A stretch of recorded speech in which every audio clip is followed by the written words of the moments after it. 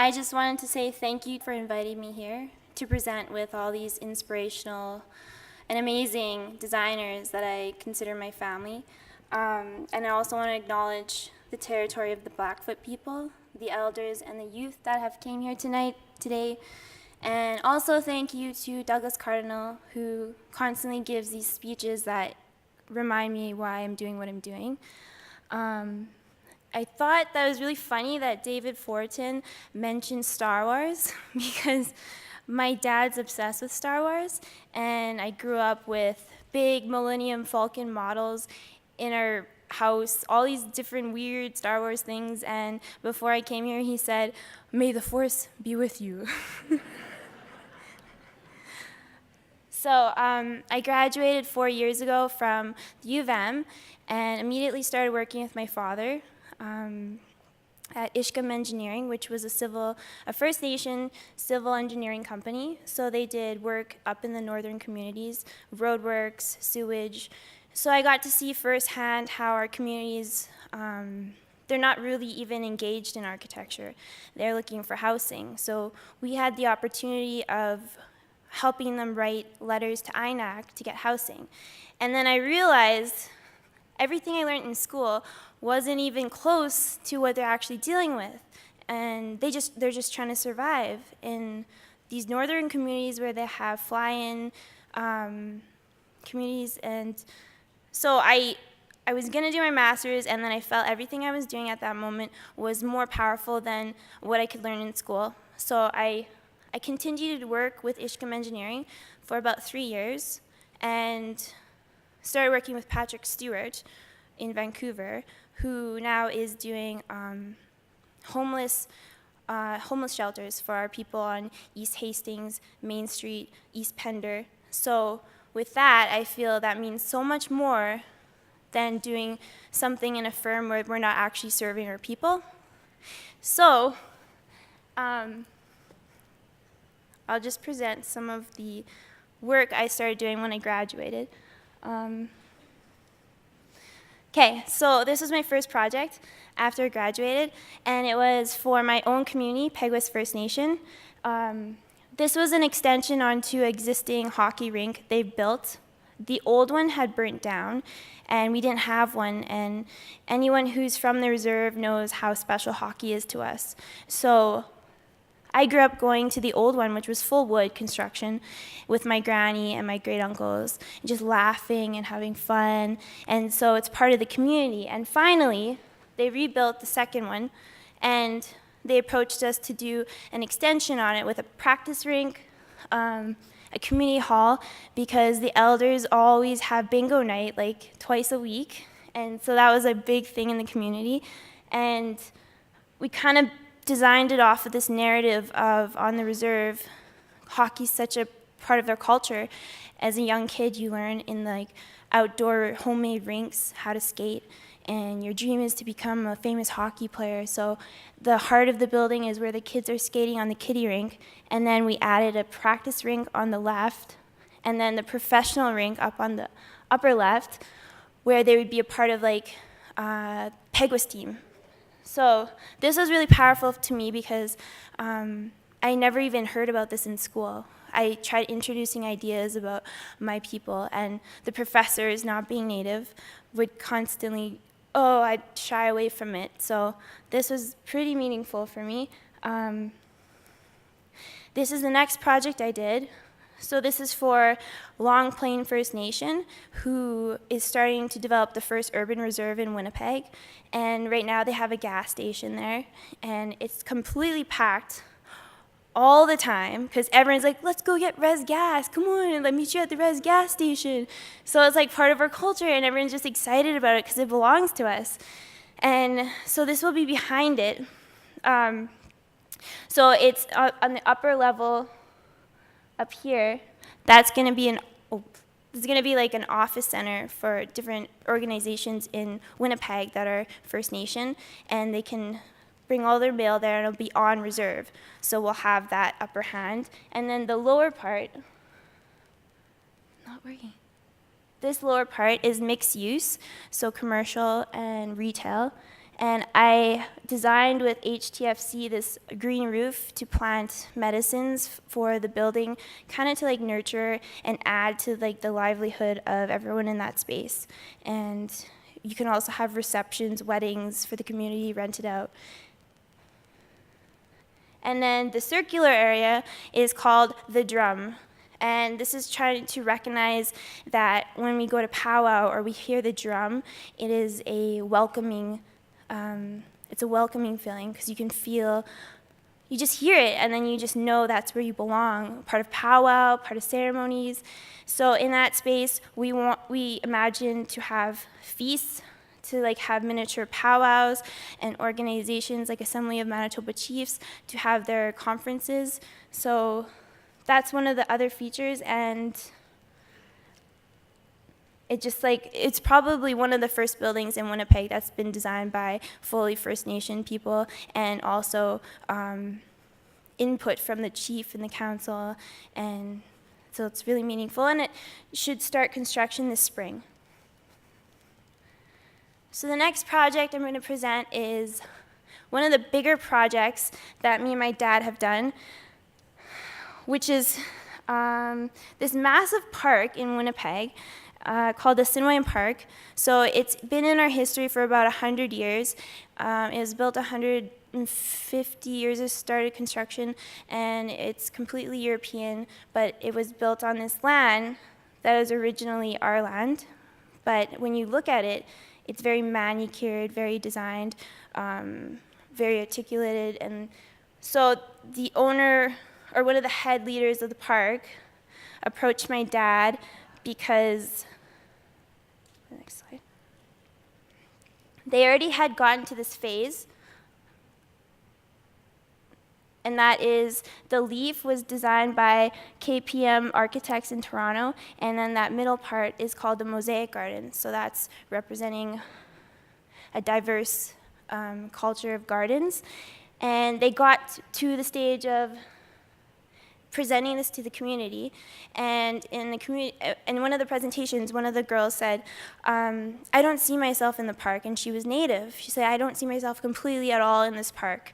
And that became like very prominent in this whole project. So they heard of my dad, and they asked him and me to meet in the park. And we had no idea what this meant, but we went and we had like pancakes and just sat around and talked, and we didn't really take it as like a full-on project. And a week later, we said yes. They asked us, can we be consultants and like start leading this way of how the park will develop and how we're going to bring in the actual like Native perspective or input of the whole project. So a week later, we got an email saying, you got the job, and it's this massive thing, and we're like, wow, oh, how are we going to do this? How are we going to bring in everyone in our community? How can we make it part of us and make it so it's genuinely part of us? So we started this process. Actually, this is it, close up. And then it kind of grew from that to like the other side. So it kind of like wraps around what they have now, which is this massive piece of land in Winnipeg. And so one of the first ceremonies was a sunrise ceremony in the park, and that was at like 5 a.m. in the morning, which was very early. And we had youth, inner city youth come, and we had elders, we had a medicine man, we had singers, and so everyone sat there, had snacks, we did a pipe ceremony, and basically just at this moment where like everything else isn't happening because it's early in the morning, you're just like kind of aware of other things, and we ate together. And we got the youth to smudge the whole park to kind of start the whole process of how we're going to develop this project. And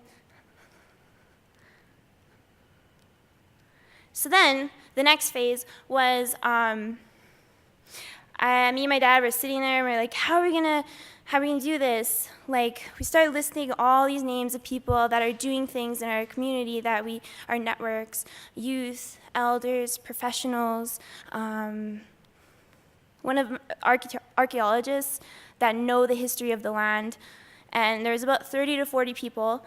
So we got them to come to the park, and I organized this whole day with HTFC Landscape Firm in Winnipeg, and basically lit a fire. I brought in Lauren Redsky from Shoal Lake, where Winnipeg gets all their fresh water from, because I thought we were in New Zealand, and we did this symposium or conference, which is also known as a hui, and it was the most humbling experience. It wasn't a conference, it wasn't anything very formal. It was when we all met in this one spiritual place, and it was very powerful. And they used song, and they used like their dance to connect everyone and take them out of that like very serious realm into the spiritual realm where they're open.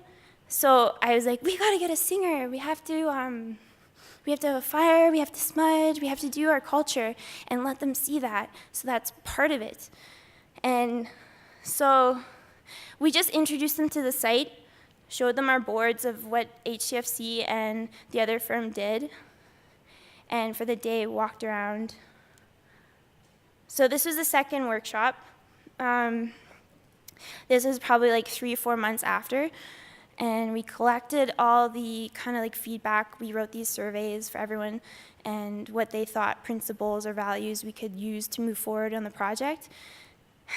And so we came up with these like, I don't know, this structure of how it moved forward. And we had a plan. We had plan boards for 5 different groups to come, and they sit down and they draw their ideas, all the Native people, kind of like, they're all from all over Manitoba. We made sure we had a variety of them. And after, we got them to draw on stickies of like values, the 7 teachings, elders, medicine, healing, all these different things. And then they put them on the boards. So afterwards, we started making a document of like how the process was unfolding and how we kind of like embedded them in the whole project. And a lot of them just, they feel completely a part of it. This was like, so after I got Krista from the Feast, she is one of the first Native cafes in Winnipeg, and it's all traditional foods. That was part of our, what we've gained from everyone is, an archaeologist, Kevin Brownlee, had showed us like the 3 sisters, all our traditional foods that should be in the park to nurture our mind, our body, our soul. And so I made sure to have traditional teas, good food, everyone can sit there and everyone can like have good conversation. And so then, from that, we did concepts of how we flipped this idea of this park, and then we mend in the original peoples of the land in an equal way so that both people are recognized. And through our research, Assiniboine, it's actually a name in Winnipeg that's used through banks and through different like stores. It actually comes from Assiniwabin, which is Ojibwe for the stone Sioux people. So the people who cook with stones, the Nakota, which were in that area before that park was even there. So we kind of like conceptualize this little pot of stones that comes out of the earth, kind of like how we are finally like being recognized. And then we have Assiniwabin equally with Assiniboine. So both those are represented. So we kind of like divided the whole park into nodes. This was the welcoming fire. So anytime you go to a ceremony, there's a fire, and it goes on, and it's to represent like warmth, welcoming, and you can cook food on it. People gather around it. So this is like when you walk in the park, this is the first thing you see. That's kind of like a faraway drawing of it. And then the agriculture it's connected to the Indigenous agriculture part, where we're going to plant all corn, beans, squash, our traditional foods. So this is when you enter into the building. We weren't going to build like a sweat lodge because security issues, and how do you maintain that in the park when it's a public park? So we were thinking about forms. how do you represent our people in the park, but it's going to be structural, just like, how do we do that? So we were thinking about the sweat lodge, and how do we change it and then put it in like kind of the trees, kind of like in a subtle way, but it still represents our people and represents the fact that we've been here for thousands of years. And initially when you walk into the building, you're going to see these weird structures that are going to be lit up at night, and you're going to question it, but you'll never understand it, because only we understand it unless you get to know us, and then you're going to have to try to understand it. And so that was kind of what we were doing with those. And then we had the children's node. So that is like the heart of our people. We're thinking about pottery because Kevin Brownlee found pottery from 2,000 years ago, maybe 2 hours away from Winnipeg, Ojibwe pottery. And we used to make pottery all the time. And I was thinking, what if we have like jumbo-sized pottery, where as a kid you're so interested in climbing through all these weird spaces, and you don't really think about what they really are. But if you have these big pots, they're exciting, and they're like Mario, Super Mario, they're like jumbo, and like everything looks, why is it so big? Or like, so the kids want to play in it. And what if we have in the walls encrypted stories of our creation and where we came from, and then these kids with cell phones can go with an app and go on the artifact, and then all of a sudden they see the story, so they're like interacting with the structure. But the other part is the drum, supersized drum. There's a trampoline. These are kind of like our concepts right now. And so the other thing, how do we involve all the communities? Because you can't just involve Ojibwe, Cree, Dakota. What about the northern communities? How do you involve them in the programming? And we're inspired by the petroglyphs. So I was thinking, why don't we just, every year, we get a community, we have a feast, and it's a part of this annual thing, and they bring in a stone from their community, and then we celebrate their community. So they'll be represented in the park. And so that was kind of like the idea around this, the migrating stones.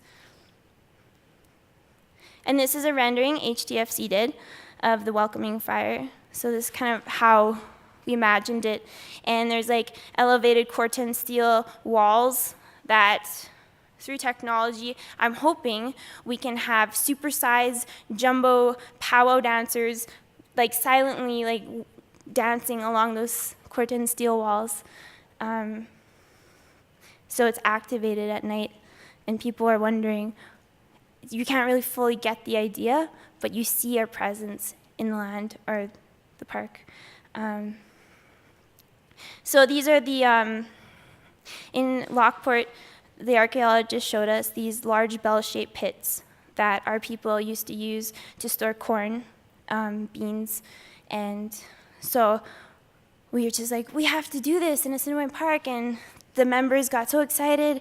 So they have an outdoor kitchen already designed, and it's right next to the Indigenous agriculture. So why don't we just blend in everything and use both our cultures to somehow have feast together, so we learn off of each other, and it's no longer about different cultures. We just eat together and we enjoy and celebrate each other. And so this is one of the features. So these are the upside down these are the cook pits, and then down here are the bell-shaped storage pits, and this is the Indigenous agriculture area, welcoming fire right here. And we have these monkey paths that go through the whole park, where you kind of explore and you find your way through the park, and it's not really predictable. Up here are these different agricultures we can plant. So we're just blending in these two different cultures and having this welcoming of each other. And then there's this problem about the deer that come on the park and they eat all the cranberries or any kind of berries. So we're like, how do we do this but not be so like colonial and put up a big, huge concrete fence? So we're like, well, let's just make one of those rugged fences right here with wood. And then the landscape architect was like, oh, that's an awesome idea. Like, let's do it. So this is like a blow up of one of the parts of the park. And then, so I just brought this project up because this is one of my dad's buildings he designed at the University of Manitoba with Prairie architects, Eladia Smoke and Destiny Seymour. When I started my undergrad, this had just been built. It's called Miigwesimiakimik Bald Eagle Lodge, and it's the first Aboriginal student center on the U of M campus. My dad told me before this, they had like a tiny 15 by 15 foot room in the basement to study in, and now he's designed this. And so when I was going to school, when I got into the faculty, I got accepted. I was just like, what? How did I get accepted? That's crazy. What am I gonna offer? I don't know what I'm gonna offer. Like, none of them. I went to the first class, and nobody was Native. Nobody was First Nation, and I was just panicking. And this is the inside. My dad said, "What do you mean, my girl? Look at your grandpa, look at your granny. They both went through residential school, and look what I'm doing. I'm just following my heart, my spirit. And the fact that you got in, Cheyenne, it just shows you're ready. It's not even about that, because you innately will always have things before all of this even was there." And so it's just like emotional, because he did this building, and I didn't really have a connection with it. I constantly was trying to figure out, what is Indigenous architecture? Striving for this intangible thing, like, what is it? And then he did this, and then the architecture building's right on the other side of like the sidewalk. So when I was having trouble in school, I just look at it and say, okay, that is like the coolest building on campus. It doesn't look like anything else. So this is kind of like the back of it. That is the Elders Lodge. And so when I was 17, he asked me if I wanted to do this installation there, which was 18 feet in diameter, and it was supposed to be out of willow. So I was like 18, and he said, sure, of course, and started kind of like cutting twigs off of the trees in my granny's backyard, and made these like weird crop circles in the back. And the neighbor was like looking at me when I was doing this, and like in the backyard making these weird shapes. And then he went up to my dad and was like, are you guys doing like a weird native ceremony in the back of your granny's house? And then I just remember it was like really funny, because this isn't actually how I designed it, but this is what's there now. And it's part of our community at the university. When you have something really serious to discuss, you go in this room and you smudge, and you're with elders, and you have a conversation, and it's a very powerful room. So I just wanted to share this building, because it's kind of like intergenerational, this fearless attempt to follow your creativity. And I seen the youth earlier, and I know before I thought architecture was super intimidating to me, and then I started kind of doing it, and I realized we have all those skills inside of us. We have everything. We could design our own school.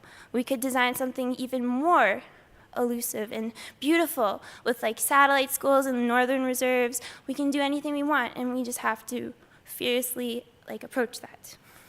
And then that's it.